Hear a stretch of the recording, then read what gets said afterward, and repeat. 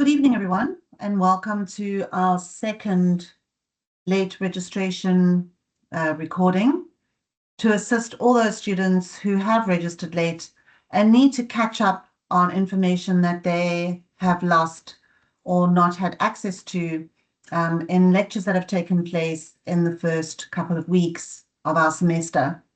My name is Lynn Bertel, and I'm one of the lecturers on this module, and I will be taking you through the second lecture tonight. I did start off my first lecture last Monday, and hopefully you've gone in and you've interacted with those slides. Just to cover a few things before we start moving through into tonight's lecture. First of all, I went through and I went onto our learning management system, ARC, and I explained to everyone that it's very important that you get access to ARC as soon as possible and that you are able to know how to maneuver around on that particular system. I went into your student portal and I showed you how to go in and navigate and take a look for your relevant material that you can find there, such as your module outline, which gives you a synopsis of what the module is about. And also in your student portal in ARC, you are able to go and access your assessments. And remember, your assignment is already uploaded there for you. I also then went into the IIE library in ARC, and I showed you where to go and navigate and take a look at your referencing and plagiarism tile. And there we could go and pick up the IIE referencing guide, which is extremely important, like your Bible, where you need to know how to utilize the Harvard Anglia style of referencing. And also a very important document, which is now giving us further detail on how to utilize AI sources when we are completing our assignment. So very important that you go in there and you take a look at the student portal and the IIE library. I then went in and showed you where to go in and navigate and find your business management module. And within that module, we then went and took a look at the module information. And we looked at the overview of the semester, and we saw that we have 7 modules that we need to go in and interact with. And I also mentioned to you that it was very important to realize that we are obviously going to be going through only the first 2 in this particular interaction. For purposes of disclosure, I need to advise that we are recording the session tonight, and we'll obviously make that available for everyone to go and pick up the link and interact with it whenever you want, or to go and take a look at maybe a specific section of information that I interacted with. In the ARC system, I also said to you that it's extremely important to be able to know how to access your content. And within your content, we saw that there was content that was created by the IIE Varsity College. And we also saw that your lecturers will be uploading folders for you. So we navigated through that platform and we went and took a look at where those folders would be located. And remember, each lecturer is different with regards to what she wishes to upload there. But generally, you will find things such as slides. You might find past papers there, some summary sheets, or anything that the lecturer wishes to interact with you whilst you are in that learning unit. So please make sure that you ask her where to find that content folder. And also, I went in and discussed the different assessments, and we saw that as tasks was something that we had to go and interact with. And make sure that you can find your as task folder and you know how to go in and access that and interact with those. Remember to let your lecturer know that you are a late registration student in case some of the dates have already gone or passed with regards to submittance dates for as tasks. Now, tonight, We are going to be moving on because we started our interaction in chapter 1, and I'd like you to all have your textbooks with you and open as we are moving through the material. And I started interacting with the first learning unit, and I'm just going to go and mention what we had covered so far in that chapter. So in chapter 1, we saw that there were a number of learning outcomes that we had to go and interact with. And the first one was we had to understand what this concept of business management was. And very importantly, what are the 4 key elements of business? So how can we define or explain what business is? And when we go through the slides, we'll see that that spoke to our first assignment question that we went in and we interacted with. So hopefully by now you've gone in and you've picked up your assignment on your student portal. You've been able to browse through it. You've been able to take a look at the case study on the HearX group and maybe gone in and interacted with a few YouTube videos, gone onto their website and got a better understanding of the HearX group. Because that first question we'll see is taking a look at the purpose of business management, what business management is, and how we can relate it to that group. So we'll take a look at that a little bit later. We also need to, in this chapter, go in and take a look at the different economic systems. So tonight we'll be discussing what is an economic system, and we'll be looking at the major types of economic systems and how we could determine if we were asked in a case study, which we'll practice, as to which economic system we see a particular business operating in.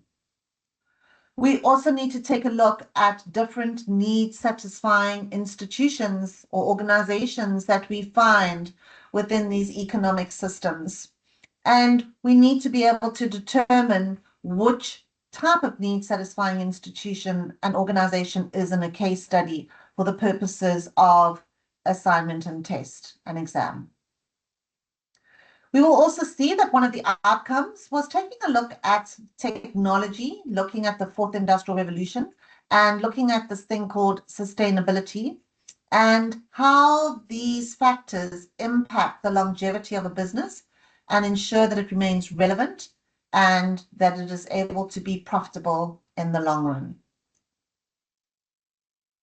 So let's just go in and recap that we started off by taking a look at what business was.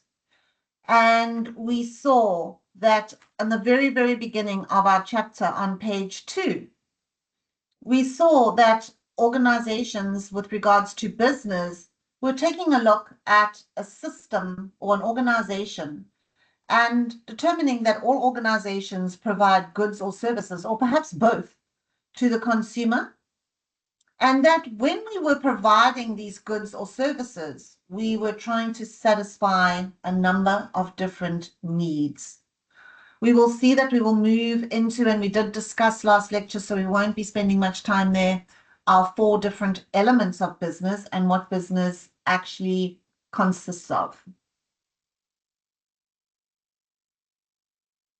Now, we also took a look at the fact that business impacts society and society impacts business. And we just took a look at general elements of sustainability that a business needs to be aware of, such as the pressures of social responsibility, employment equity, environmental sustainability, and so forth, in order for that sustainability of that business to take place and for it to be profitable. We then saw on page 3 that your textbook moved into a discussion of your formal and informal sector. And we said that obviously the formal sector is taking a look at businesses that have legally registered their businesses and that are obviously paying tax. And if we looked at the informal sector, we could say that that was, say, hawkers on the side of the street, people that were eking out an existence from day to day. They did not have formalized registration of that business, and so forth. So please make sure that you are able to determine the difference between them by going into my last lecture. Now, in our discussion of what is a business on page 2 and 3, we saw that there was a discussion there and a linking into the fact that all businesses are there to satisfy needs and wants of the consumer. And when we took a look at needs and wants, we could speak about many different needs that the consumer has. And sometimes we might buy a certain brand of clothing, let's say, not to just satisfy our basic bodily need of covering up or keeping warm or whatever it may be, but to maybe try and satisfy our higher order needs, such as esteem, because we can show the world that we can afford that brand. So please make sure that you understand in that definition of business that it is about need satisfaction, and that a number of needs were discussed there in Maslow's hierarchy. We also then went on to our discussion of the kinds of need satisfying institutions or organizations on page 4 of our textbook. We covered this last lecture. And we saw that we could have private institutions, or what we call our business organizations. And these are for making a profit for individuals. And we'll see, we'll link this into economic systems that we will see certain of them try to breed this type of entrepreneurial activity, private organizations that are creating these products and services to satisfy needs.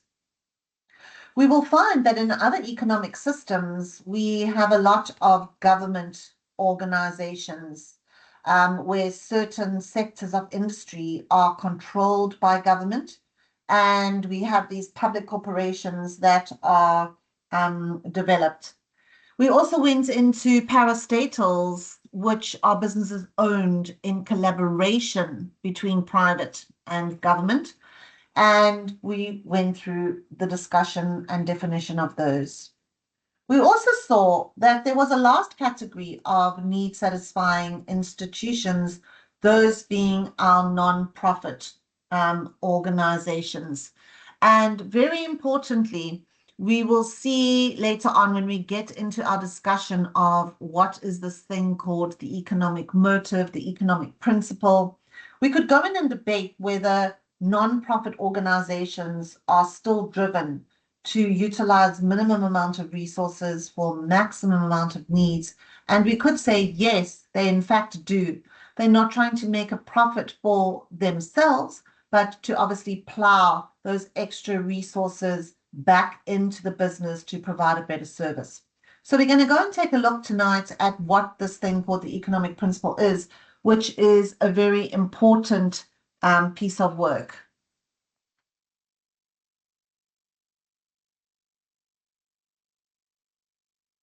We saw that when we were fleshing out the idea of what business was, not just about creating products and services to satisfy needs, we saw that we could actually detail this more and say that there are 4 key elements that make up the definition of business.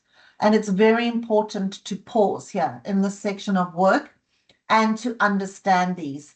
And you will see this is on page 5 of our textbook.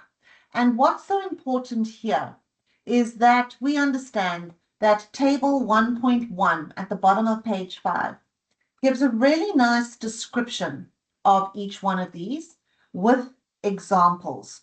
That is important because in case studies, we'll see when we practice this, and we'll take a look at one other example today, that they will ask you to apply these to specific types of industries. So when we went in and took a look at human activity as one of the key elements that we can use to define business, we could look here at if we were in a banking industry, that we would look at, say, bank tellers. We would look at financial advisors and so forth. If we had to move into a bakery, or let's say a restaurant, we're moving into very different job titles and human activities there, such as the baker and so forth. So please make sure that you read through that at the bottom of page 5, and you're able to discuss human activity as one of the 4 key elements. We also saw that this word to convert, or as I told my class, looking at the keyword of transformation, every single business is about converting resources or transforming resources to produce goods and services. Whether we utilize natural resources, human resources, capital, and so forth. And these are obviously some of our factors of production, which we will go in and speak to today. So the key word there is looking at that conversion or transformation that takes place of these resources to create these goods and services. The third key element we said of business was that we are profit driven. Even if we are a non-profit company, we are trying to make more funds then and utilize resources effectively, as we said, to plow that back into the business. And then very importantly, we said that all business is about exchange, where we are trying to create some type of product and service that the consumer is willing to pay for. We'll see that when we move into the 4th Industrial Revolution and a discussion of how this is revolutionizing business, that possibly the basic concept of money for a product is changing, where we could look at digital currencies and so forth. So we'll go in and take a look at that a little bit later. So please put an NB next to that table 1.1 on page 5 and 6. You're able to speak to the description of each of these elements, and you're able to look at examples. Now, what was important is that I said to you that we take a look at the fact that when I'm lecturing, and I'm sure a lot of the lecturers will do the same, is that we start discussing key concepts that would speak to your assignment, because that's obviously the only assessment at the stage that we have access to and we know what it looks like. Now, that assignment we saw in question 1.6 asked us to go in and discuss what business management was. Here it is. And how this concept applies to the Herix group. And that's where I ended off my lecture last week. I said, very important, you go and you learn about the Herix group, go into their website. There's a number of YouTube videos, as I've mentioned, and we understand what is business management and how can we relate this. Remember, I said that it's very important to always look at keywords, so we know that we are explaining business management here, but we are looking at applying it to this business. We also need to take a look at mark allocation, 10 marks. And we do not have any type of marking rubric or guide here. So we need to use our intellect with regards to how should we answer this. And at this stage of your studies, it's very important for you to understand that you need to have a balance of practical application and theoretical discussion. Very important with each one of these questions.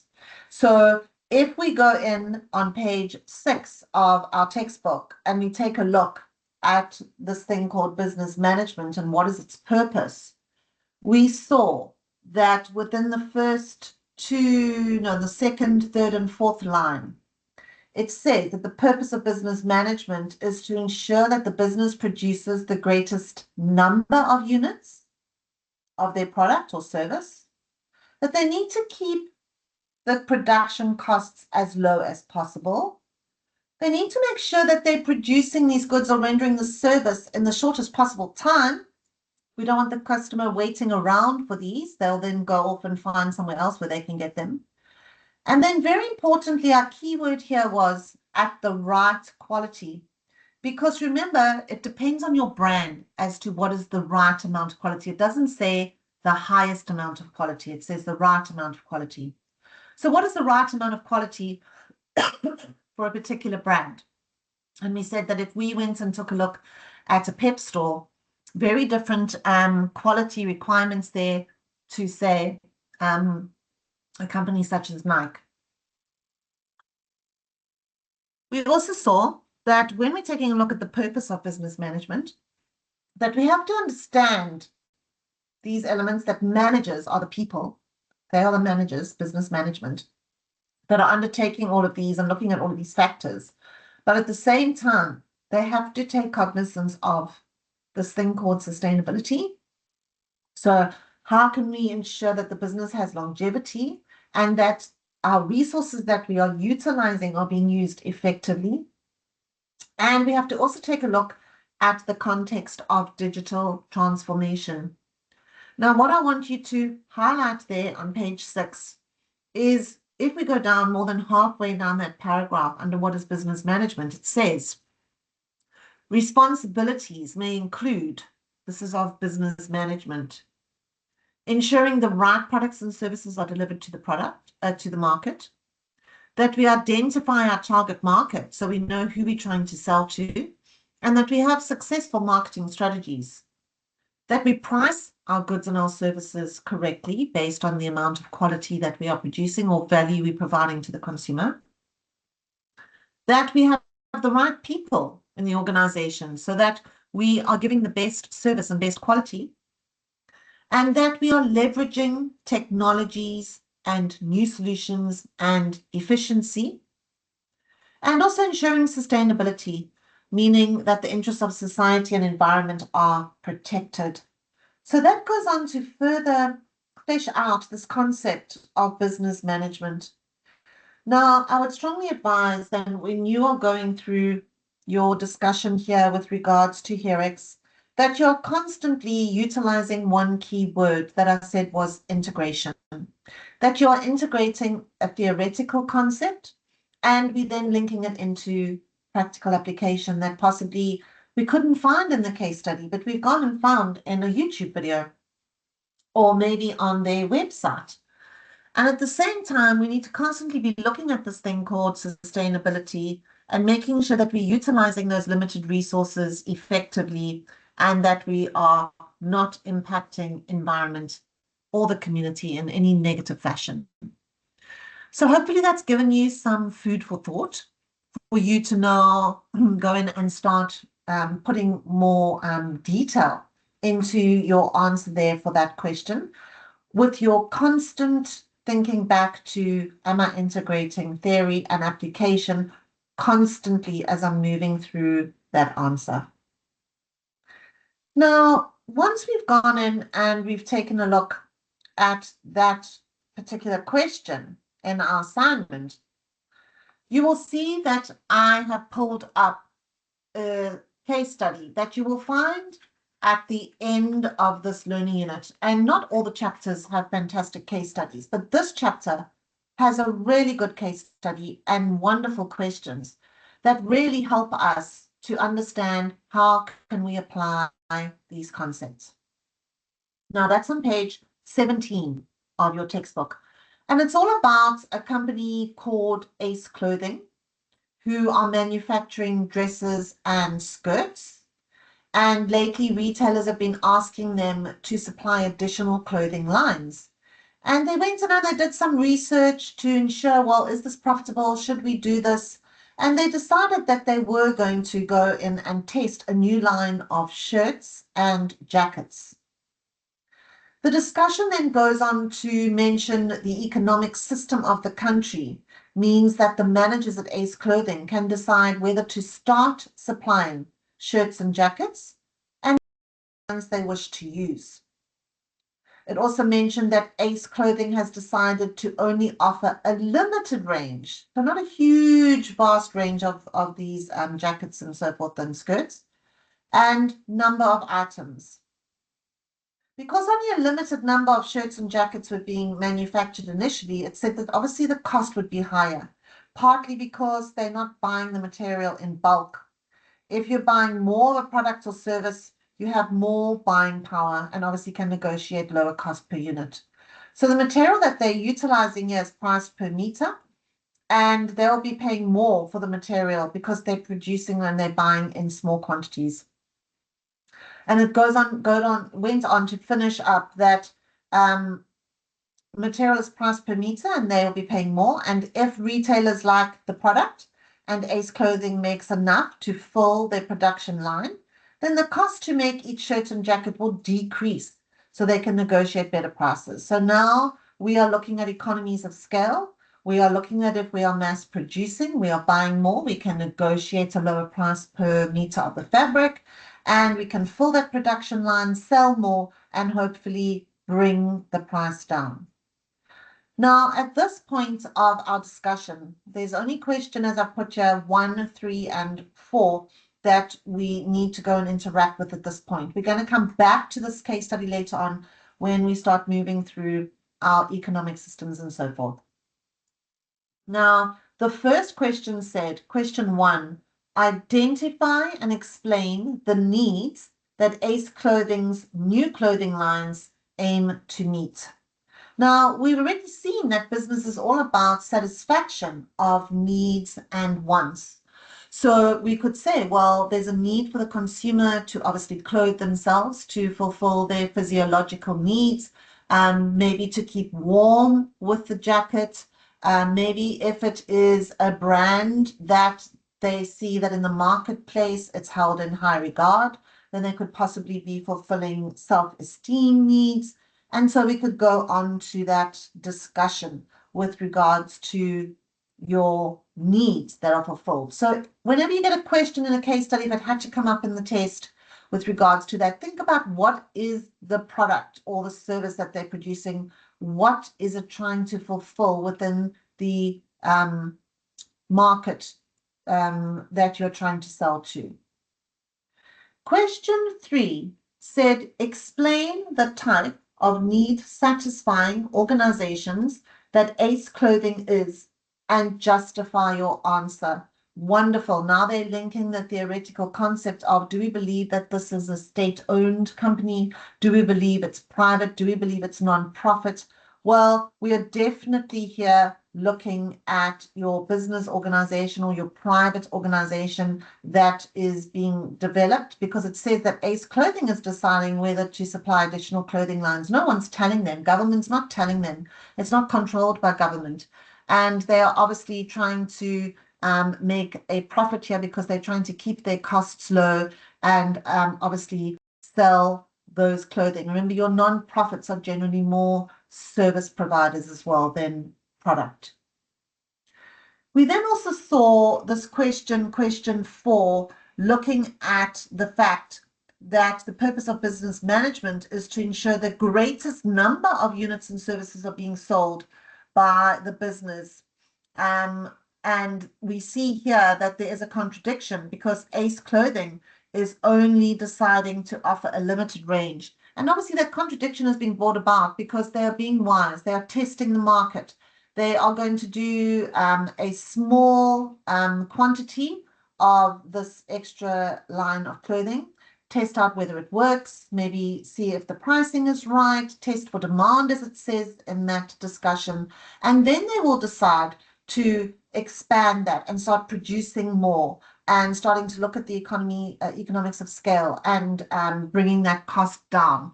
So please understand that here they're linking in a question into your purpose of business management with regards to what this company is doing.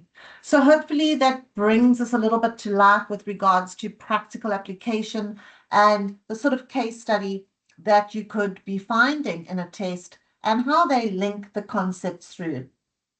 Now we will go into the other questions a little bit later on. We'll go back to this case study at the end of the chapter to see if we can speak to economic systems, take a look at technology, and so forth. Business management is important for several reasons. Here are some key reasons why business management is essential. Strategic planning. Business management involves setting goals, formulating strategies, and making decisions to achieve those goals. It helps in developing a clear direction for the organization, aligning resources effectively, and maximizing the chances of success. Resource allocation. Effective business management ensures that resources such as finances, human capital, and materials are allocated efficiently and optimally. It involves prioritizing investments, budgeting, and managing costs to achieve the best possible outcomes. Decision-making. Business management provides frameworks and tools for making informed decisions. Managers analyze data, evaluate risks, consider various options, and make decisions that are aligned with the organization's objectives. Good decision-making enhances productivity, profitability, and sustainability. Organizational structure. Business management establishes the structure and hierarchy within an organization. It defines roles, responsibilities, and reporting relationships, ensuring clarity and coordination. A well-structured organization promotes efficiency, reduces conflicts, and facilitates effective communication. Leadership and motivation. Business management involves leading and motivating employees to achieve organizational goals. Effective managers inspire, guide, and empower their teams, fostering a positive work culture and enhancing employee engagement and productivity. Risk management. Business management involves identifying and managing risks that may affect the organization's operations and objectives. Managers develop risk mitigation strategies, implement controls, and monitor potential threats to minimize adverse impacts and ensure business continuity. Performance evaluation. Business management includes monitoring and evaluating the performance of individuals, teams, and the organization as a whole. Managers track key performance indicators, provide feedback, and take corrective actions to improve performance and achieve desired outcomes. Adaptability and innovation. Business management enables organizations to adapt to changing market conditions, technological advancements, and customer demands. It fosters a culture of innovation and continuous improvement, allowing businesses to stay competitive and seize new opportunities. Stakeholder management. Business management involves effectively managing relationships with stakeholders such as customers, suppliers, employees, shareholders, and the community. Managers consider stakeholders' interests, communicate effectively, and build strong partnerships, contributing to long-term success and sustainability. Long-term growth and success. Effective business management contributes to the long-term growth and success of organizations.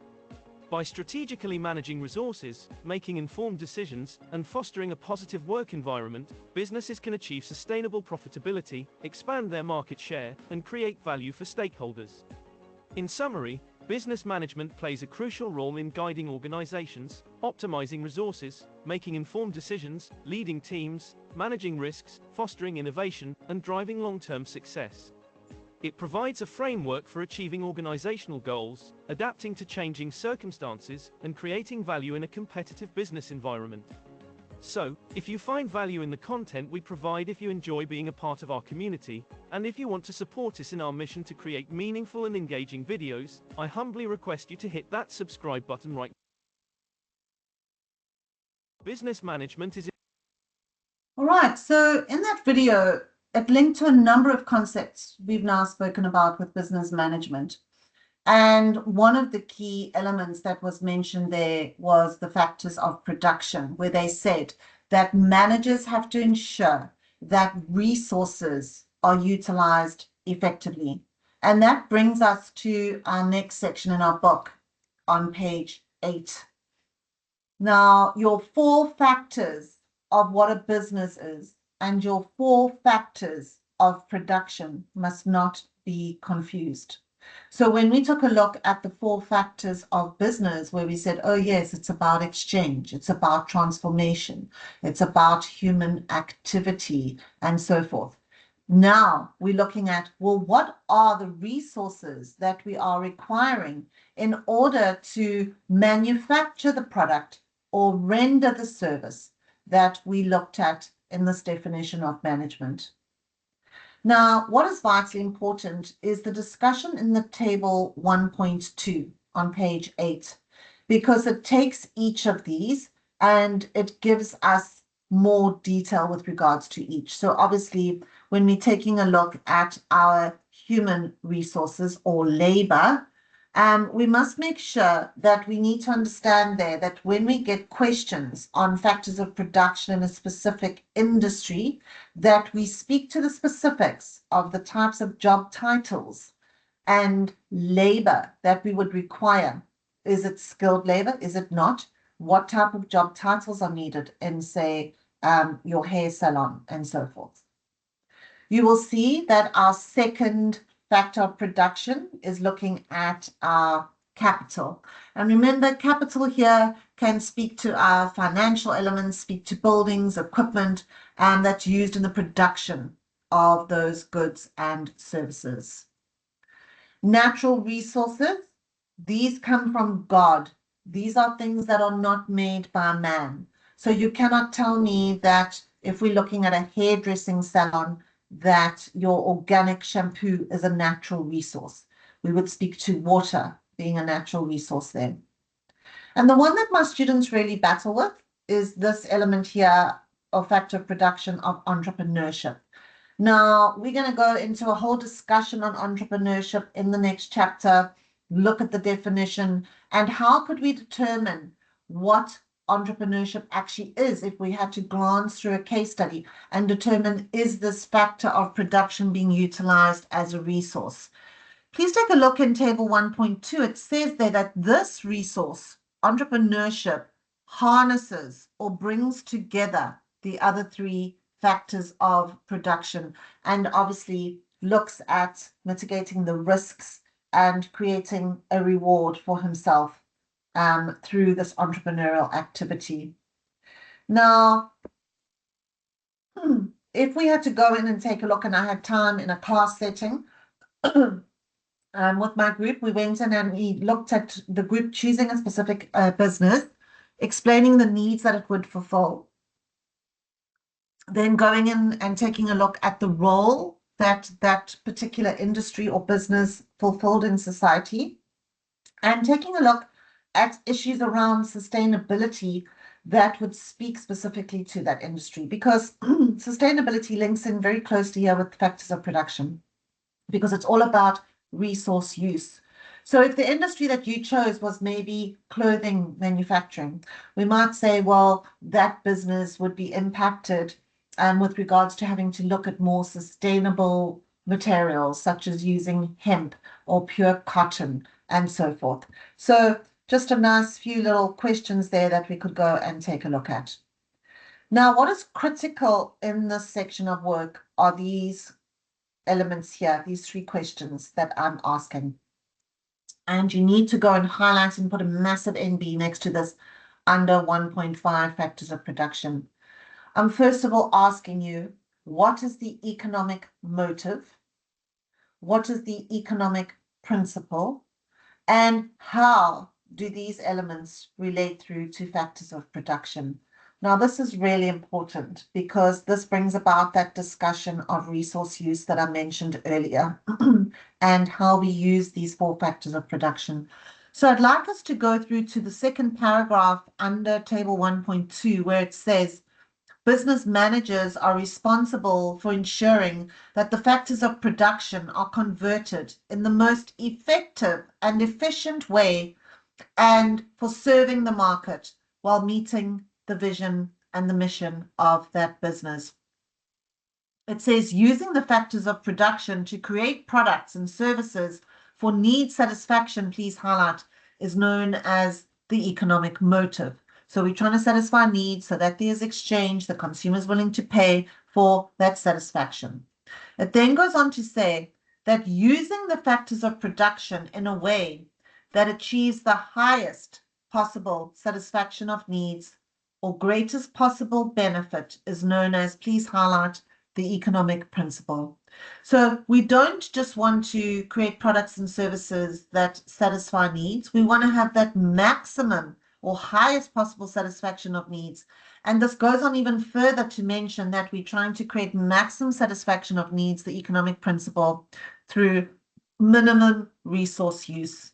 And this is obviously the most effective way to satisfy the needs that are possible by that organization. So please go in and highlight that. Make sure you understand, as I mentioned earlier, that even your non-profits will function according to the economic principle. We want to satisfy the maximum amount of needs through possibly that service of counseling for trauma, or whatever it may be in that non-profit. And we want to use those resources effectively so that we can create maximum satisfaction for our customer.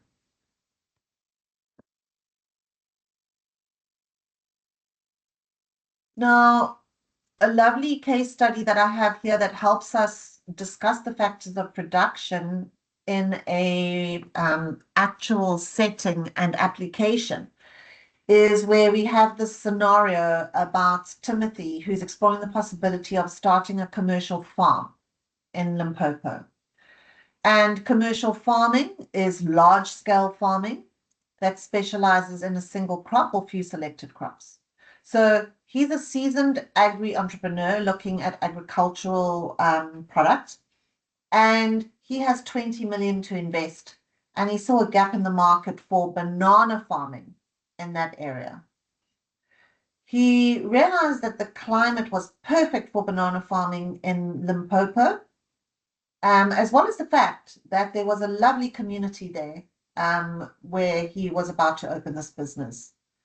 And he also found that a lot of farmers focused on sustainable farming there. So looking at not harming environment, upliftment of community, and so forth. Very few farmers in the area have the necessary business skills needed to exploit a business opportunity, and they have little or no access to startup capital. Now, I've taught you that we look at the question and we need to try and interpret exactly what is this asking. And it says, discuss the factors of production relating to Timothy's potential farming investment in Hoedspruit. Very commonly asked factors of production. So now, if we had time, I would say, okay, go and take a look at this, try and come up with answers yourselves. But for the purposes of our video tonight, I want us to go and take a look at responses that we could have brought up there. And remember, you will always label the resource. You will then go into theoretical discussion, and then you link or you integrate your practical application to the scenario.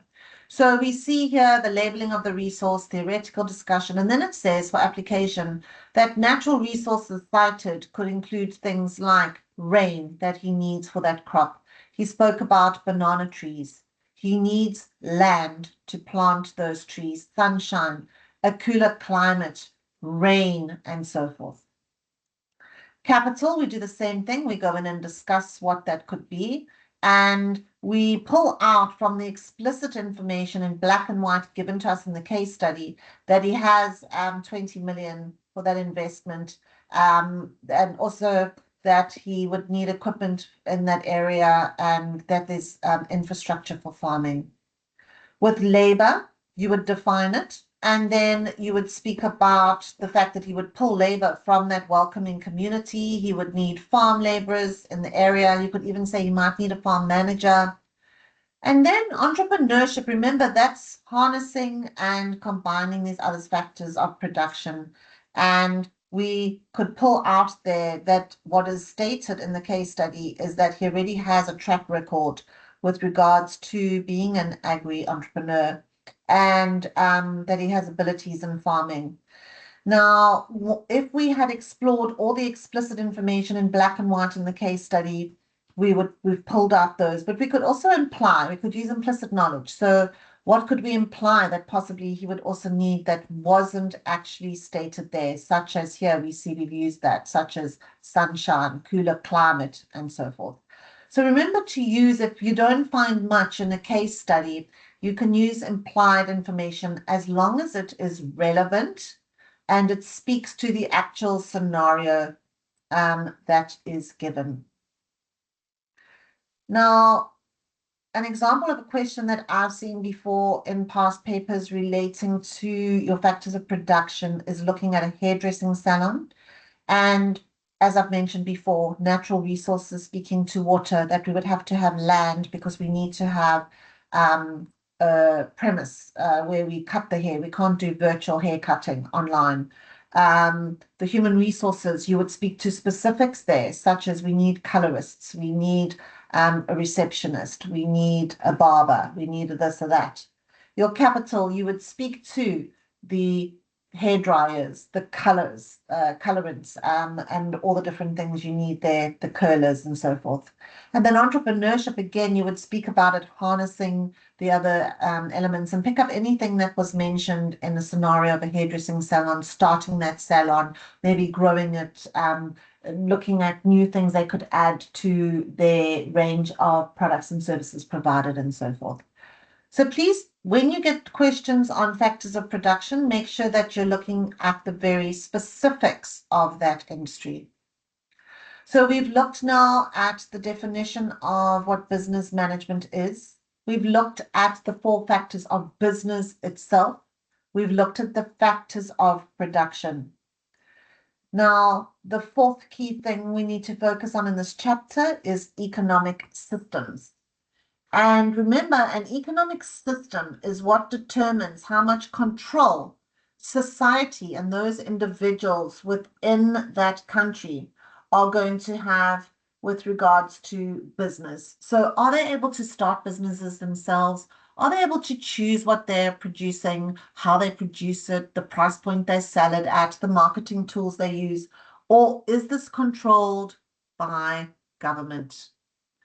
Now, there are 3 questions, and I'd like you to put an NB next to those 3 bullets on page 9. And remember that each country has the right to vote in political parties, and those political parties will then have an economic or set of economic principles and economic system that they wish to implement. So if we look at the United States recently having your Democrats ousted from government, Republicans coming in, very different set of economic policies that we're seeing there, with trade tariffs being implemented and so forth. And we see here that it mentions theoretically that every single country and society has to answer 3 central economic questions.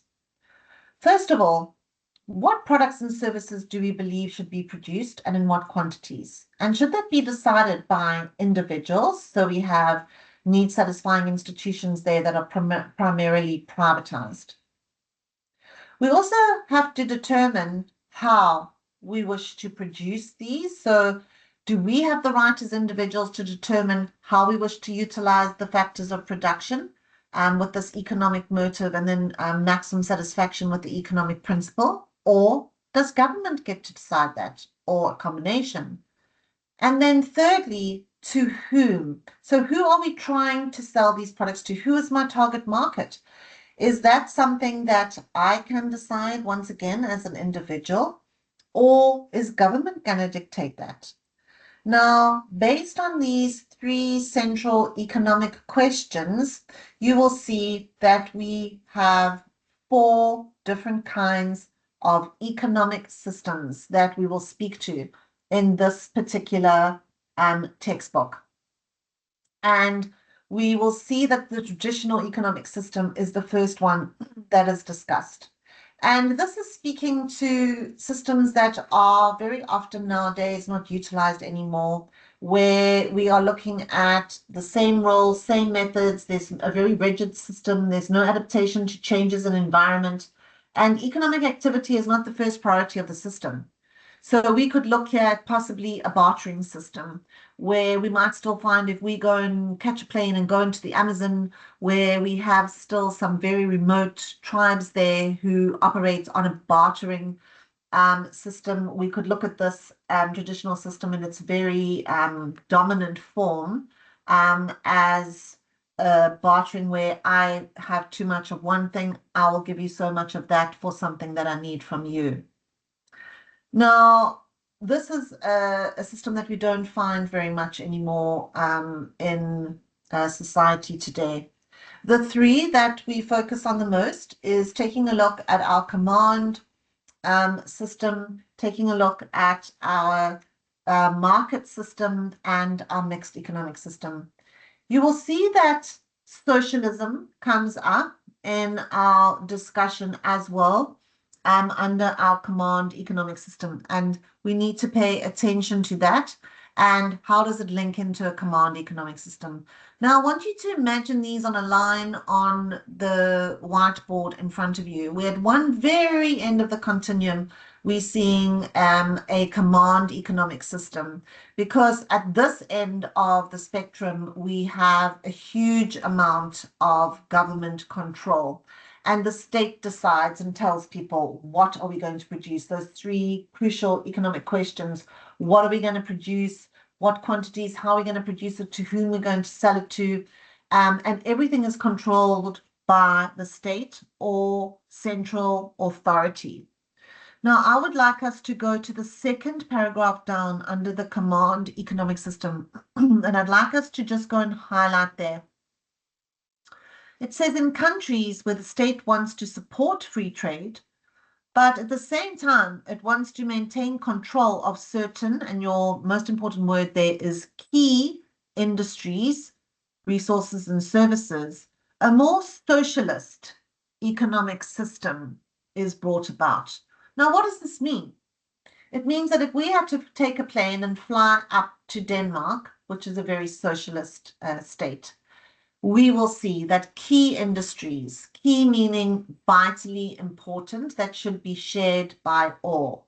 So things such as energy, education, transport are key industries and are controlled by government.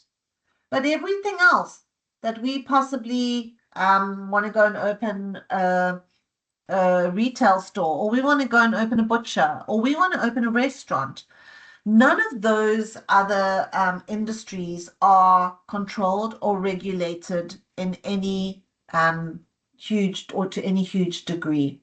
So we are seeing that a socialist state is a form of mixed economic system where we are having some industries controlled by the state. And then we have this other element here, which is your market economic system. And on page 11, they mention that on the other end of the spectrum on your whiteboard, we have your market economic system. And if it was a pure market system, here we would have absolutely no government regulation and intervention. But we see that that does not exist in its pure form. So a market economic system is where government stands back and says, I'm going to allow for freedom. I'm going to allow for people who are wanting to start businesses to have the right to answer those three dominant questions that we took a look at, your three central economic questions on what to produce, how to produce it, to whom we wish to produce it to, what price point do I wish to sell it at, and so forth. Now, what does this mean? It means that a lot of freedom is given to the consumer and individual choice, because this breeds competition. This market system breeds entrepreneurship, and it allows for market forces of supply and demand to impact how the economy functions. Now, the positives here, as we've said, is that we have a lot of choice. We have capitalist systems here where we can decide what to produce, how to distribute it. And we said the role of the government is to encourage free and fair competition and economic efficiency. Now, what does this lead to? When there's competition, we find increased productivity, we find increased efficiency, and we find that that makes us give our A game. So companies are now providing better service and so forth. So this obviously leads to increased economic growth and development and better service for customers. So a lot of positives. But we need to understand that a market economic system also has negatives. And the negatives are that we do not have a lot of government intervention. So we have a lot of highs and lows and peaks and troughs in this type of economic system based on the market forces of supply and demand there. And a lot of people who possibly can't compete in this system, or who fall through the cracks and maybe their business is not successful, we find that these people might then fall by the wayside, and maybe we'll see them begging on the street because there's not a lot of safety nets provided there by government to support those people who can't function in that system. So it's risky. There's a bigger gap. That gap grows between the rich and the poor, and it's about a race for survival. So please make sure that you go in and you read very, very carefully and you make extra notes on your market economic system, that you understand where your command system is brought in there, where the state decides everything, where we speak to your socialism on page 10 on the second paragraph down. Now, remember socialism, we said that the intention here is to control strategically important resources because we want to benefit the economy as a whole and that everyone should have the right to that. So we can consider communism to be an extreme form of socialism where there's just more and more and more government control. All right, so that speaks to our three economic systems. He knows a lot about all kinds of stuff. Professor Dave explains. Over the past few tutorials, we have been discussing different economic systems, but there's a common misconception amongst the public regarding the economic systems that certain countries possess. For example, you'll often hear that Cuba is a communist country, or that Denmark is a socialist country, or that the United States is a capitalist country. However, as we mentioned earlier in the series, all of those words are misleading. In reality, nearly every single country in the world has an economic system that blends a market system with components of government involvement. To better understand what that means, let's examine mixed economies. First, some review. A mixed economy is a combination of a traditional economy, a market economy, and a command economy. Sometimes the government steps in to guide the factors of production. Sometimes it's all about individuals and businesses. Sometimes it's even based on traditional values. But why does the government get involved in an economy? Simply put, because markets aren't perfect. Early free market proponents like Adam Smith believed that if it was simply left alone, a free market would create the most benefits for consumers and producers. They favored a laissez-faire economic policy, or a policy of just letting things take their own course in markets, without government intervention. However, even Smith admitted that sometimes government involvement was necessary. And ever since, government intervention in economies has increased for several specific reasons. First, certain needs in a modern society cannot be easily met in a marketplace. For example, how well could a free market provide a society with highway systems or a military? It's a highly impractical notion. Second, most economists now argue that at least some sort of government intervention is necessary today to help lift up those in poverty. There is no perfect solution to fight poverty, but the goal of equity remains the same. For example, to help members of a society receive a basic education, governments in many countries provide public schools. Third, governments often need to play a role in an economy by protecting property rights. This means that politicians must pass laws and enforce laws to protect property. Generally, there are two types of property that governments try to protect: private property and intellectual property. Private property is property owned by individuals or companies as opposed to being owned by the government or the general public. Intellectual property is any work or invention which is the result of creativity that one has control of. For example, a song is the intellectual property of the composer who wrote it. Fourth, governments get involved in an economy to make sure that trade remains fair.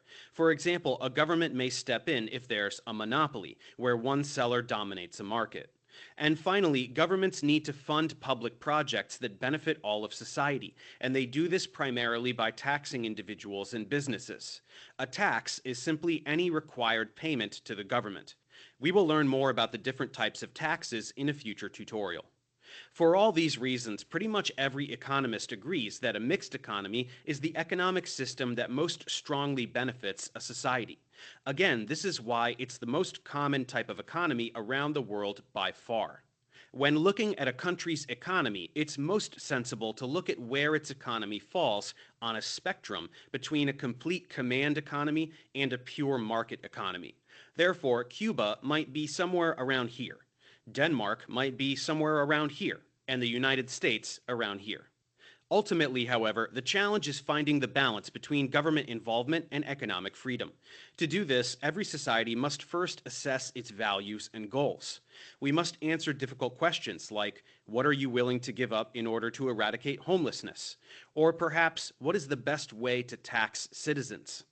To illustrate a mixed economy, let's see how a simple everyday transaction can shatter typical assumptions. Take the example of buying a gallon of milk in the United States. First, that farmer who owns the cows that produce the milk had to pay taxes.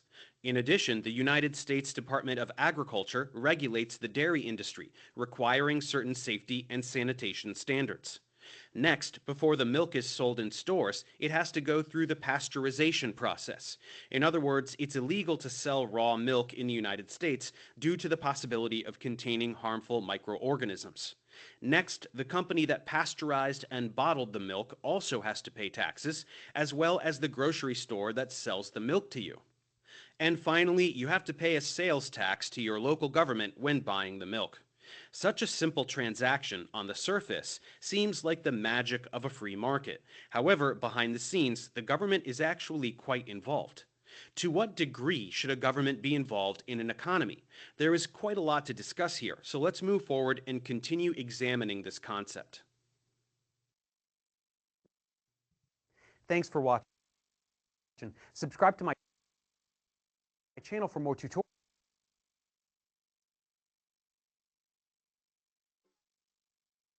He knows a lot about all kinds of All right, so taking a look, sorry guys, I just want to come up here.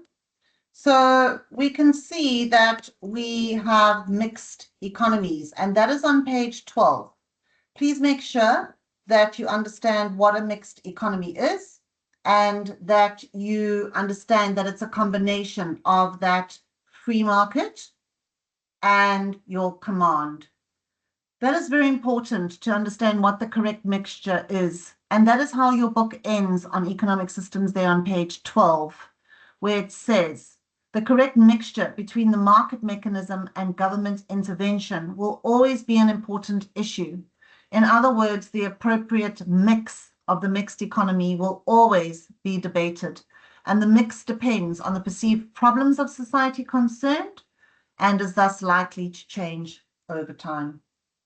Now, that really is the most important things that we need to cover in that chapter. There is a brief discussion on your fourth industrial revolution. That's merely looking at your different types of tech and taking a look at how businesses have to adjust to that and looking at technological resources. So you can go and interact with that section in your book. Now, what I would like us to go and spend time on is to move into our next chapter so that we don't run out of time here. So let's go and move on, and we'll see that our second chapter is all about entrepreneurship. And there's actually 2 questions from assignment that we need to go in and interact with on this chapter as well. Now, we've already learned that entrepreneurship is a factor of production. But when I ask my students to tell me, well, what is an entrepreneur? What is entrepreneurship? We tend to find a very limited view. So when we move into this module, we need to go and look at what is this concept of entrepreneurship. That's vitally important, that we correct our thinking, first of all, and make sure that we have the right understanding of what it is. We also in this chapter need to understand the role of the entrepreneur and what are the skills and characteristics that generally we find that entrepreneurs have. There is also discussion on the process that we follow in entrepreneurship, and that would speak to then drawing up a business plan. And then lastly, we move into 3 elements here where we speak about what a business incubator is and how entrepreneurship can actually add value to the community and looking at the influence of technology. Now we're going to see that our second assignment question we're going to interact with speaks to skills and characteristics. And the third assignment question is going to come in here on looking at the influence of technology in entrepreneurship. So that's not just discussing your fourth industrial revolution in the first chapter, although you could go and look to some elements there, but how specifically does it impact entrepreneurship? Now, when we are trying to determine what we believe an entrepreneur is or entrepreneurship, we need to take a look at the difference between a small business owner and an entrepreneur. And we need to start looking at the fact, does an entrepreneur have to start a business from scratch? And if we go and take a look at our discussion of entrepreneurship, we will see that entrepreneurship is about creating something of value. It is about creating growth, about building or expanding, and obviously taking risk whilst we are doing that. And here we see our key word again of looking at sustainability. It does not mean that someone has to start a business from scratch. So if we had to inherit our father's business and we just kept on running it the way that it was run by our father, we didn't change our product line, we kept the way that we interacted with customers the same, and we still sold to the same target market, whatever it was, then we would be seen to be a small business owner. If we then took that business and we thought, I need to adapt to environmental changes. I maybe need to go into online platforms to speak to my customer. I maybe need to throw out some products that are no longer really relevant to my customer and expand my product line. I maybe need to start looking at growing the business and going into other markets. Now we're speaking about entrepreneurship because it's about harnessing, we said, those other three factors of production and creating something of value at the end of the day. So very important that when we start looking at entrepreneurs, we are looking at this constant change, that they're opportunity orientated. Oh, and we see here that there's often with entrepreneurial business a high use of technology and innovation. Now, that is where we are going to see that discussion at the end of the chapter. So please take a look at what you and your definition of entrepreneurship is and make sure that you correct it according to your tertiary now studies. You will see on page 25, your book then moves on to what is the role of the entrepreneur in the economy. And remember, we've already looked at the role of business. Now we're looking at entrepreneurship per se. And remember, that is linking very much into looking at business opportunities, initiating new ways of thinking, innovating, remembering that it is about bringing together, here it is, assembling the other resources, harnessing them, and bringing about this constant change. So very important that you read through that. We then see that the second question we need to interact with, we've looked at 1.6. Remember, we're moving with the theory, and when we have interacted with a theoretical concept, then we move into the assignment question. And we see that question 1.7 is for 15 marks, and here we are now moving into your entrepreneurial characteristics and skills. And the question asks us to discuss 3 of them. Your good human relations, so you have good people skills. Secondly, the skill and characteristic of an entrepreneur being a risk taker, where your small business owner generally not. And very importantly, we see that entrepreneurs are creative and innovative, but this question is saying that we must not just discuss them theoretically, we have to apply them to the entrepreneurs that are involved in HEREX.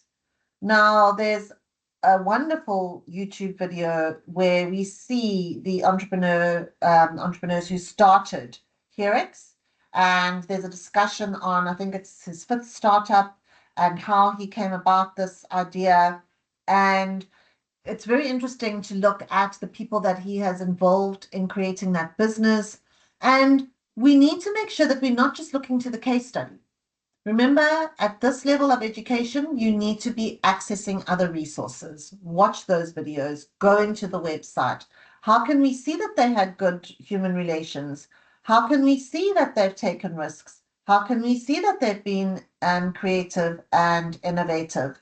Now, we will see that the discussion of your characteristics and traits of your entrepreneur is at the bottom of 25, where they speak about your commitment and passion, being determined, that he is a leader. And then we see the first one we need to speak about, good human relation skills, creates networks, motivates people, has a vision for the company. Then about taking risks, that they take calculated risks. They're not people who are gamblers. They are able to weigh up the risks, and they are sure that through a feasibility study, that obviously the benefits of return outweigh the risks. So that's the second one we have to speak about. And then the next bullet speaks to the entrepreneur being creative and innovative. And this speaks to creative thought processes where we see those gaps in the market. And this is what the entrepreneur sees, and he determines and is able to determine how he will set himself apart from the competitors that are already in the market. So please remember with this question, you are only speaking to the 3 that they are asking me to speak to. You are constantly integrating your theory with your application from your other sources and from the case study, and being able to interact with those. Now you will see that at the bottom of page 26, we start a very important section, which is looking at the entrepreneurial process. And remember that when we are looking at starting this small business from an entrepreneurial perspective, we would first of all have an idea, and then we need to look at feasibility and eventually implement that idea, draw up a business plan, and obviously create some growth. But we need to take a look at this thing called the entrepreneurial process. And we need to take a look at sustainable business ventures being created from this six-step cycle. Now, when we look at our diagram on page 27 and we start moving through these steps, it's very important that you are able to look at a case study and say, if they say, what stage of the entrepreneurial process does this entrepreneur find himself in? That you might go to idea generation. And this is obviously where we see these gaps. We're just looking at ideas now. We're not yet have determined whether it's a good opportunity, because there's a big difference between an idea and an opportunity. So how do we meet the consumer's needs? How are we going to create that new product? So you can go and read through your idea generation and how all the different resources we could use to get those ideas. Maybe it's something you see every day driving to work, something that you have determined is a good idea. What is important is when we get into step 2, and it says, well, now we have all of these ideas. Oh, I should create a product there. I should have a service doing this. I should look at that. But not all ideas are opportunities. So, and good investments. And very importantly, we will see that in the second step of the entrepreneurial process, we go in and we have to conduct what is called a feasibility study. Now, when we are looking at feasibility study, we'll look at this in more detail. It says that we have to determine a number of things, such as, are there enough people in the market who are wanting to purchase my product? Is this idea workable? Meaning, is the market actually needing this product? And can I, from a technological perspective, understand how the technology will work? Can I provide it? We have to have looked at our competitors and made sure that we're able to provide competitive advantage, and that we have a team surrounding us, or if we are lacking in knowledge in certain aspects, or if we can't outsource, that we have people around us that can drive this opportunity, and that these opportunities obviously outweigh the risks when we take a look at this. Now, the key word there is feasibility study, and we need to go and take a look at the fact that this is determining whether it makes good sense. Is there a chance that this idea could be sustainable, that it could make us money in the long run, and It could be something that has longevity. So how are we going to mitigate the risks? Looking at our resource use and so forth.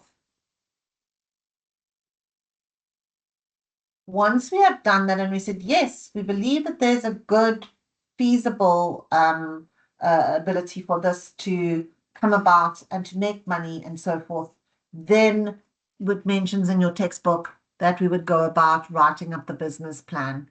Now, we don't go into any huge detail about the areas of the business plan here. We will further on in this chapter and take a look at the key elements. We need to, in step 4, from writing up that business plan, it's going to be telling me what kinds of resources I'm going to be requiring. So from my human capital, taking a look at raw materials, taking a look at intellectual capital, and so forth. We would then look at the actual setting up and managing of that business, so implementation and activation of the business plan. And here we look at organizational structure, because remember, nothing will work effectively and efficiently unless there are structures and processes in place. And hopefully we get that off and the business starts running effectively. And in step 6, we are hopefully bringing about growth and harvesting. So how are we going to reap the benefits of this business? Maybe we're going to sell it and we're going to get a huge amount of money. Maybe we're looking at expansion and continue growing it sustainably. So you can go and read through those 6 steps. Make sure that you highlight key elements within each so that you'd be able to determine what stage in the entrepreneurial process that entrepreneur is in. Now, we saw that one of those steps, step 3, was writing up the business plan. And remember, this forces us to work through all of these different elements that form part of the business plan. So we need to understand what are the component elements or the different parts of it. And we need to make sure that we understand how that can then lead to going into an incubator program. Now, there is an activity in ARC because it's very important that you're interacting with your different case studies, your little quizzes and so forth. And there is an activity that I've worked with my group, activity 2.1.3, where I've asked them to come up with, in teams, to come up with an entrepreneurial business or idea, an opportunity that they believe could be feasible. And in that activity, we then go through and we take a look at what are the key elements that we would then have to go and, sorry, just going through here, that we would have to take a look at. Sorry, I just want to go back here. So I would suggest that you, sorry, I just want to come out here and go back to that. I would suggest that you go and you take a look at this activity 2.1.3. And once you've come up with your idea, that you reflect on the value of a business plan. So the value or the reasons why we draw up a business plan. And that is very important to go and interact with on page 30. Now, I wanted my students to practically link this through into the industry that their business was in, what specifically their business was about, and what would be the key value of drawing up that business based on the business they were wanting to open up. I also then asked them to go in and explain the relevant stakeholders that would be of importance to their business. Now, it's very important we understand what a stakeholder is, because in a business plan, we have to look at who are the different parties or individuals that have a huge impact or influence on our business, and we in turn could influence them. So we could be looking here at customers. We could be looking here at our employees. We could be looking here at trade unions. So I asked my groups to then to look at what would be key stakeholder groups such as if they were I&J fishing, that government would be a major one there, dictating how many of what fish we could catch at what time of the year, and the different methods that are legal for catching those fish and so forth, not harming environment. So that's a lovely one, maybe go in and interact with, so that you get a better idea of the value of the business plan and stakeholders. We then see that your textbook moves into the structure of a business plan, and that starts from page 31 of your textbook. And what is important here, and we'll see there's a micro assessment that helps us with understanding these different parts of the business plan, is that we need to understand what is contained in each. So cover page speaks for itself, your table of content, and then we start moving through into the critically important parts, such as an executive summary. And remember that that is the beginning of the business plan. That just gives a summary of our business and who are the key stakeholders, which I've already taught you about. What is the market that we're wanting to go in and penetrate and sell to?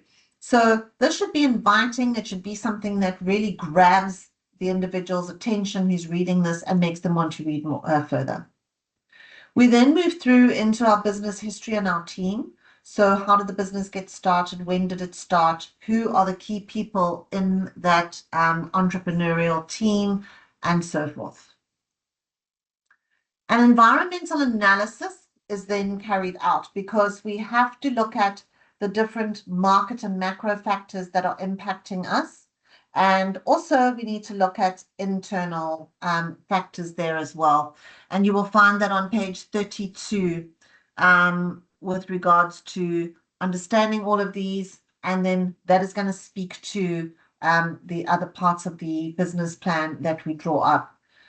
Looking at things like our vision and our mission statements, and determining, remember, this is looking at our future intent, our strategic intent of the company and our strategic direction, with our vision looking to the future, our mission statement looking at how we're going to achieve that vision, and so forth. So you can go and read them.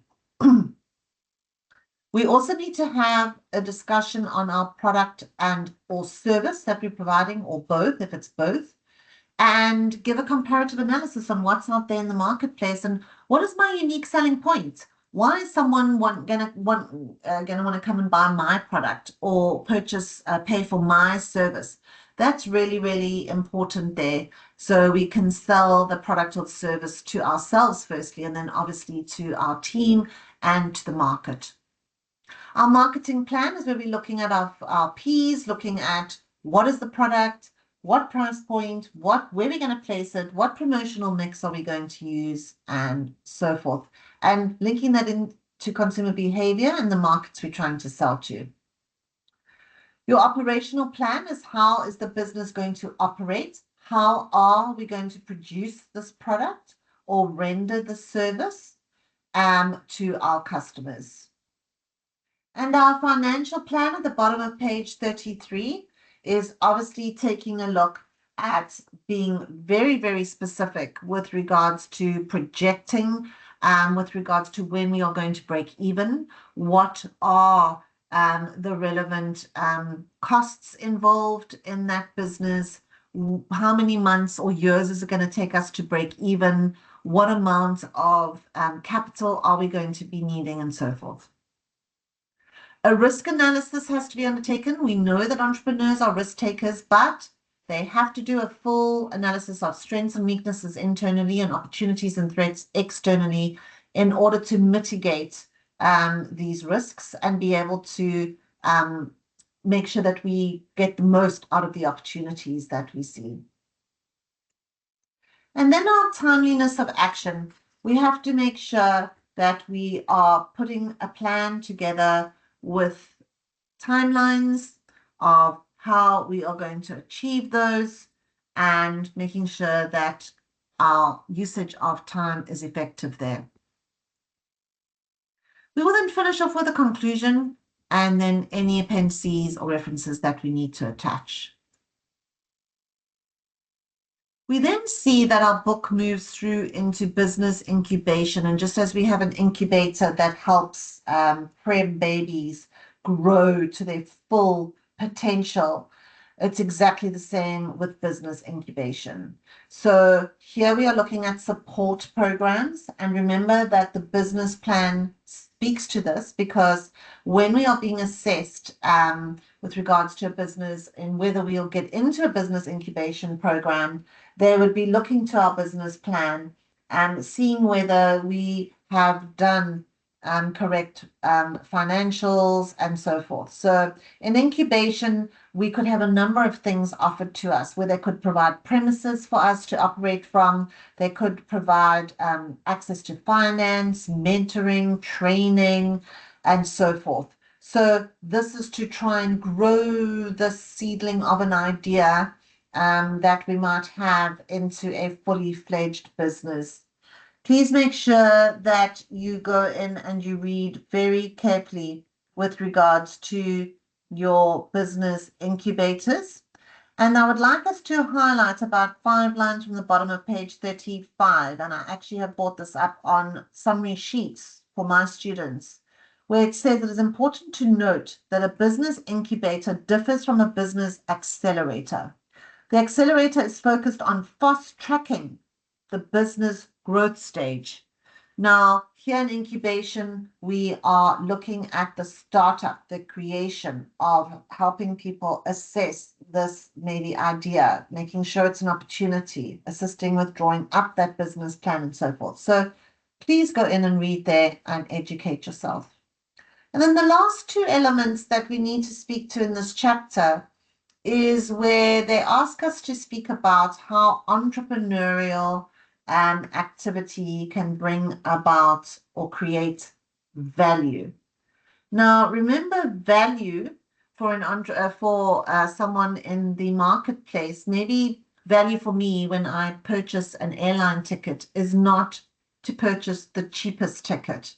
Value for me might be that I want to purchase a ticket that, yes, has a competitive price, but maybe for me, with time being an issue, I want the airline that has the least amount of flights being delayed or not taking place at all. So when we're looking at entrepreneurial activity and the value that it creates for us, remember we need to speak about this innovation, and that we should be trying to create products, improve the amount of value it creates for our consumer.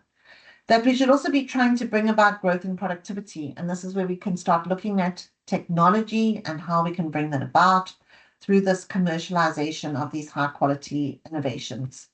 And that brings us to our third and last assignment question that I'm going to be interacting with you.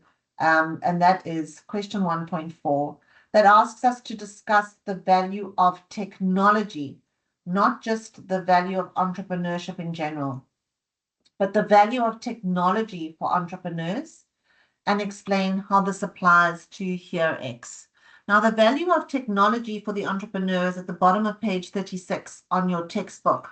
And remember, we got to be applying this continuously. Now, we need to go to other sources here because there's very limited information in our textbook. And we could say, well, the role of technology could enhance connectivity. It could enhance productivity through automation, robotics. It could help us get more information through AI sources, bring about disruption in technology. So it's brand new technology that no one else is doing.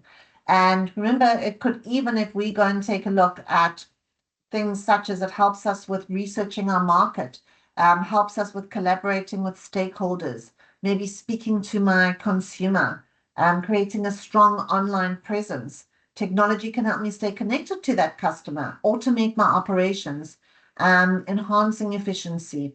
And we can go on and on and on and on.